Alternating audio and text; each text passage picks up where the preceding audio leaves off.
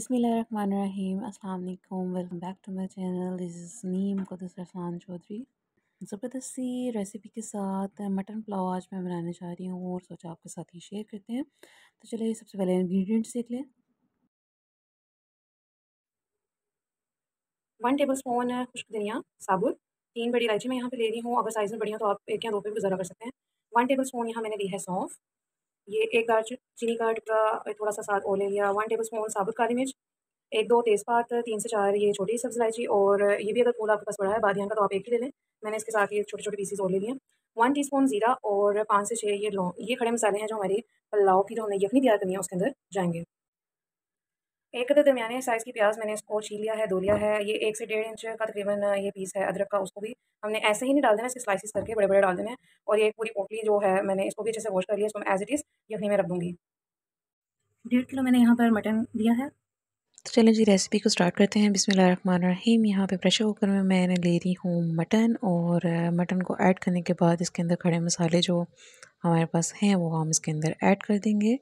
इसके साथ ही हमने प्याज, लहसुन और अदरक का जो इस्तेमाल करना है यखनी में वो भी इसके अंदर मैं यहाँ पर ऐड कर रही हूँ। अदरक की कटिंग आप देख लें, इस तरह से मोटा मोटा प्याज और अदरक काट के आपने डाल लेना है। और यहाँ पर अब मैं साल्ट ऐड करूँगी 2 टीस्पून यखनी के लिए। और फिर इसके बीच में हम 3 ग्लास हमने चावल बनाने हैं। ये ग्लास मैंने वही वाला लिया है जिससे चावल की मेजरमेंट की थी। तो 5 ग्लास मैं यहाँ पे पानी के ले रही हूँ। ये कुछ पकने के बाद हमारे पास 4.5 के करीब ही बचेगा।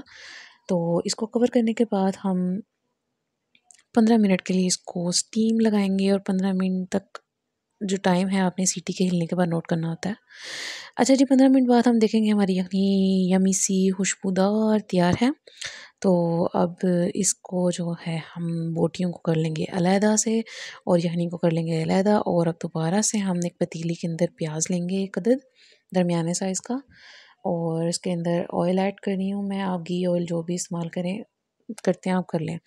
अदरक को और लहसुन को मैंने निकाल लिया है यखनी में से, और लहसुन को ऐसे मैश करके इसका पल्प जो है मैं इसके अंदर ऐड कर दूँगी। नए सिरे से दोबारा से लहसुन और अदरक बनाने की ज़रूरत नहीं है, क्योंकि हमारी यखनी का ही बेसिकली टेस्ट जो है वो हमारे पुलाव में आने वाला है, और वो हमने इसका टेस्ट ले लिया है। जो बाकी का इसका कचूमर था वो हम यहाँ निकाल लेंगे।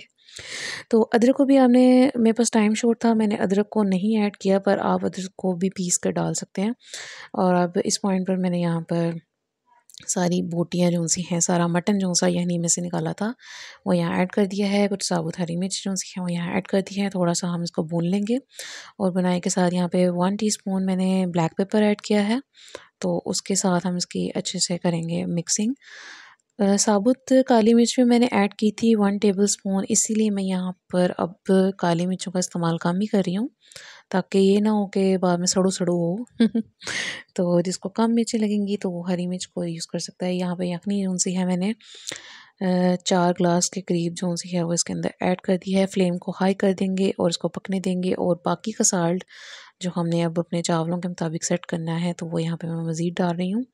2 टीस्पून मैंने पहले डाला था, और 2.5 मैं अब डाल रही हूँ, 4.5 5 आप अपने टेस्ट के मुताबिक से कर सकते हैं।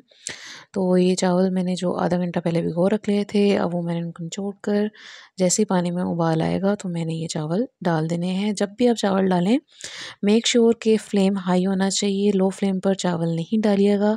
तो अब इसको अच्छे से आराम नाम से हम चम्मच की मदद से चावलों को मिक्स कर देंगे, एक जैसा कर देंगे, और फिर इसको पकने देंगे। कुछ लोग कवर करके पकाते हैं, कुछ अनकवर करके पकाते हैं, तो मैं ज़्यादातर अनकवर ही राइस पकाती हूँ। तो वो भी अब आपकी चॉइस है, आपने किस तरह से चावलों को मैनेज करना है। सबके चावलों का तरीका पकाने का डिफरेंट होता है, तो आप ये नहीं कि अपना भी तरीका यूज़ कर सकते हैं।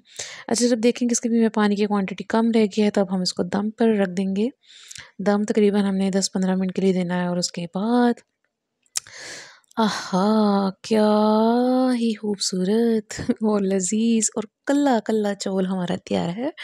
तो ये रेसिपी आपको कैसी लगी? छोटी-सी, मासूम-सी, क्यूट-सी ये रेसिपी थी मेरी अम्मा की, जो कि मैंने आज आप लोगों के साथ शेयर की। उम्मीद करती हूँ आपको पसंद आई होगी।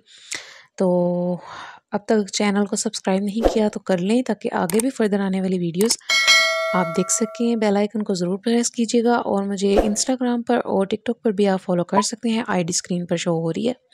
मिलते हैं नेक्स्ट वीडियो में, तब तक के लिए अल्लाह हाफिज़।